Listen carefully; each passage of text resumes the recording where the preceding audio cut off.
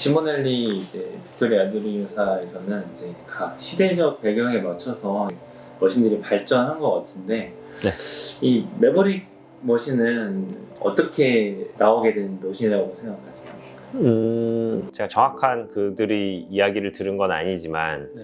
카페에서 브루잉을 하는 카페들이 굉장히 많아졌어요. 근데 브루잉을 위해서 아까도 얘기했던 준비해야 될 것들이 많다라는 거죠. 도구도 준비해야 되고 주전자도 준비해야 되고, 근데 그런 것들을 다 과정을 좀 쉽게 생략하고 브루잉이라는 걸 굉장히 쉽게 카페에서 그리고 빠르게 할 수 있는 거에 초점이 맞춰진 거죠. 근데 그거는 이제 결과적으로 만들어진 형태를 우리는 봤으니까 그런 거죠. 근데 시모넬리라는 회사에서 과거에 굉장히 많은 머신들이 있었거든요. 그 중에 하나가, 이태리 사람들이 에스프레소를 많이 먹고 커피를 많이 마신다라는 건 누구나 다 알죠. 근데 티를 많이 마신다라는 거에 대해서는 잘 모르더라고요.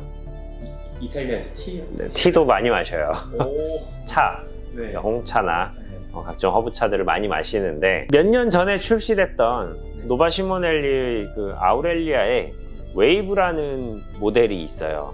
우리나라에는 별로 안 유명한 모델인데, 거기에서 적용됐었던 기능과 컨셉이 사실 매버릭에 굉장히 많이 들어갔어요. 지금 말하는 걸 해결하기 위한 기능이었다면 기능인 건데, 펌프가 계속 돌아가면서 펌프가 돌아가게 되면 그룹 헤드에서 물이 나오잖아요. 근데 그때 밸브가 열고 닫는 걸 통해서 펌프는 계속 돌아가고 밸브로 인해서 나오는 물을 조절해 줄 수 있는 기능이었거든요. 그 기능이 이제 들어가게 된 거. 그러면서 이제 그때 아우렐리아는 에스프레소에만 포커스가 되어 있었는데, 이거를 이제 브루잉으로 좀 많이 응용을 시킨 것 같아요. 그래서 굉장히 낮은 저압으로도 추출을 할 수 있는 브루잉 모드라는 거를 이들이 만들어서 적용을 시켜서 출시가 되는 거죠. 그러면서 이제 매버릭이라는 이제 머신이 나오게 된 거죠. 요즘에 뭐 브루잉 전용 머신도 많이 나오고 이러는데, 그렇죠. 근데 이제 낮은 압력이긴 하지만 2, 3바 정도에 대한 압력으로 매버릭에서 브루잉 추천하잖아요. 네. 약간 좀 일반 브레인 커피랑 좀 질감도 약간의 차이가 있어요. 아무래도 압력이 높을수록 질감이 좀 더 좋아지는 건 사실이니까 다른 브루잉에 비해서는 그게 좀 장점이라면 장점. 그렇지만 또 누군가는 굉장히 그냥 브루잉 커피는 깔끔했으면 좋겠다라고 하는 사람들한테는 또 안 좋을 수도 있겠죠. 그 오일이라든지 그런 게 들어가니까. 세팅이나 이런 부분도 바리스타들이 세팅을 할 때 에스프레소 세팅하듯이 생각하면 되는 거 있죠. 넣는 양, 그 다음에 입자 이런 걸 조절하는 개념을 이제 생각하면서 세팅을 하면 되니까, 브루잉인데 에스프레소의 시각으로 세팅을 해도 된다라는 거, 그게 장점이라면 저는 장점인 것 같아요. 그리고 또 매버릭 좀 찾아보니까 퓨어브루 테크놀로지 이게 있는데, 이 기술에 대한 자세한 설명을 좀 부탁드릴게요. 그러니까 물의 공급이 펌프에서부터 시작이 된단 말이에요. 보통 펌프가 돌아가면 그룹 헤드로 물이 나오고 압력이 전달이 되는 건데, 퓨어브루 테크 같은 경우는 중간에 밸브가 열고 닫는 걸로 펌프는 계속 돌아가지만 그걸로 물 공급을 조절해 주는 거예요. 그러면 이게 이제 브루잉 모드에서는 저압으로 설정이 되는 건데, 에스프레소에 적용을 하게 되면 퓨어브루 테크라는 거는 결국 구바에 도달하는 시간을 내가 더 늘려주고자 하는 사람들한테는 굉장히 좋은, 그러니까 인퓨전을 더 난 늘리고 싶다 라고 했을 때는 그 모드를 사용하게 되면 구바에 도달하는 시간이 뭐 보통 한 7초, 8초 정도 소요가 되면 10초나 뭐 그 이상으로 늘릴 수 있는 거죠.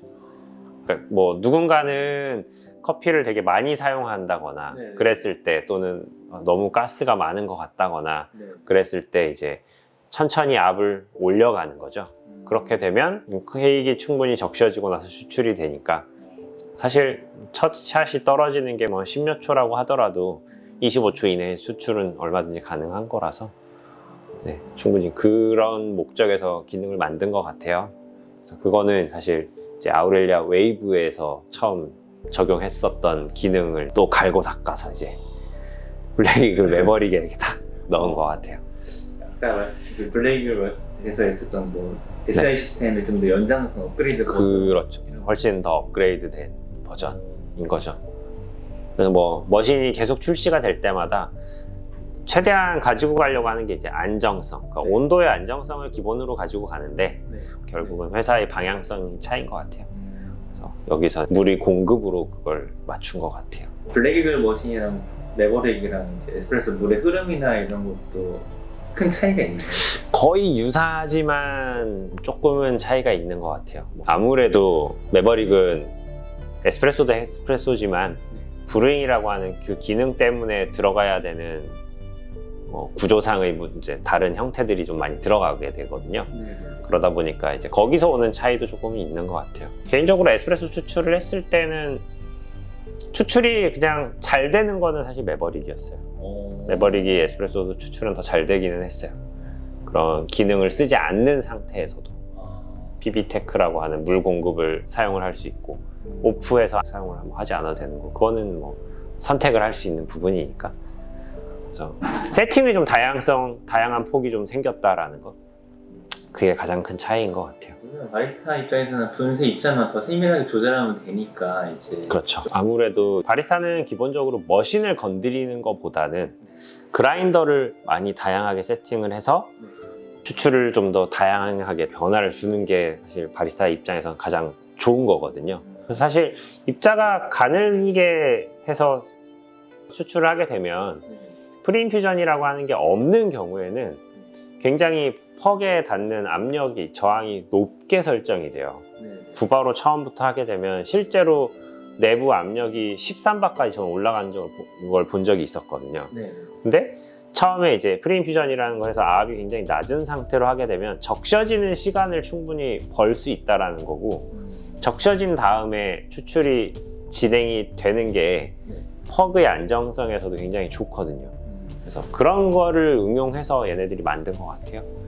그래서 추출을 좀 더 다양하게 설정하고 다양하게 세팅하고 내가 다양한 커피를 머신에서 좀 다양하게 적용해 볼 수 있다라는 거, 그게 이제 PB테크가 가지고 있는 장점인 것 같아요. 이건 외람된 질문인데 이제 많은 바리스타들이 가장 이제 중요하게 생각하는 게 추출이 있어서 프리인퓨전이 하나인 것 같은데 대표님이 생각하시는 프리인퓨전에 대한 생각이나 혹은 견해는 어떻게 되시는지.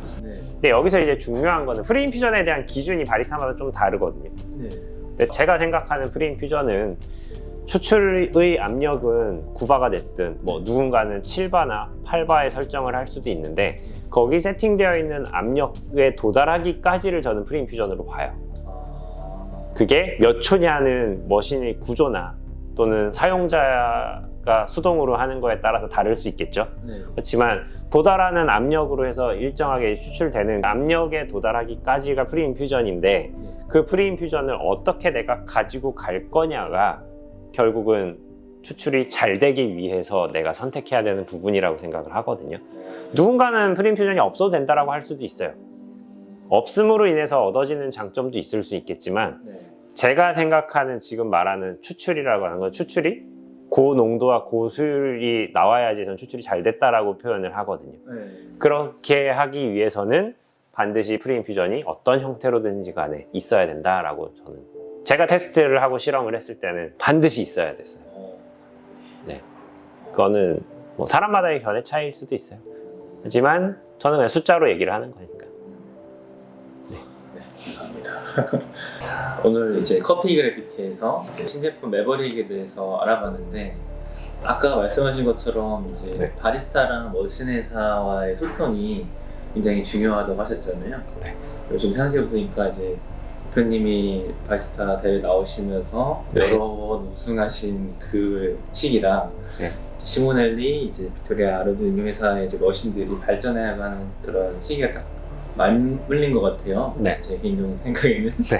대표님께서 그런 경험과 느끼셨던 이제 앞으로 머신, 에스프레소 머신이 나아갈 방향이라는 게 생각하신 게 있으시면은 이제 말씀해 주시면서 마무리하려고 하는 게 혹시 있을까요? 우선 되게 저는 시기가 좋았다고 생각을 해요. 그리고 뭐 말씀하신 것처럼 그런 거를 직간접적으로 볼 수 있었고 기계가 발전하는 거를 경험했고 그게 이제 어떻게 발전했는지도 알게 됐고 그렇게 하면서 저도 같이 성장할 수 있었던 거라서 굉장히 좋았던 것 같고, 아마 앞으로도 그런 사례들이 좀 많이 나오는 게 좋겠죠. 회사마다 서로 생각하는 건 다르겠지만 네. 제가 생각했을 때는 시장성은 없는 내용이긴 한데 네. 추출을 관찰하거나 기록할 수 있는 기능이 들어가는 것도 중요할 거라고 생각은 하지만, 네. 그거는 예전에도 개발자들한테 얘기했을 때 시장성의 문제를 가장 크게 얘기하더라고요. 그런 기능을 넣는 게 어렵지는 않다. 단지 그런 기능이 과연 얼만큼의 사람들이 찾을 것인가가 굉장히 중요한 부분이라고 생각을 한다고 얘기를 하더라고요. 추출이 피드백을 하는 거죠. 네.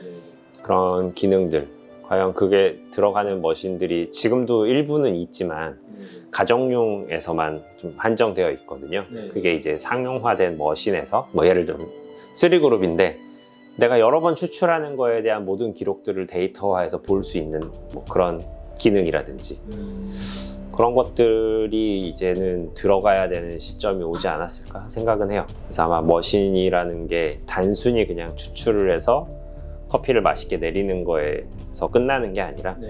그거에 대해서 내가 어떻게 더 세팅을 좀 더 맞춰 나갈 것인지, 다양한 세팅을 할 수 있을 것인지에 대한 변수도 있겠지만, 그렇게 했을 때 실제로 얼만큼 안정적이었는지를 내가 눈으로 확인할 수 있는 시스템, 그런 것들이 이제 들어가는 게 좀 남지 않았을까. 오늘 신제품 매버릭을 알아보기 위해서 이제 이 시무널리부터 매버릭까지 오기까지의 과정을 심도 있게 알아보는 시간이었습니다. 네, 오늘 너무 좋은 말씀 많이 해주셔서 감사합니다. 고생하셨습니다. 네, 감사합니다.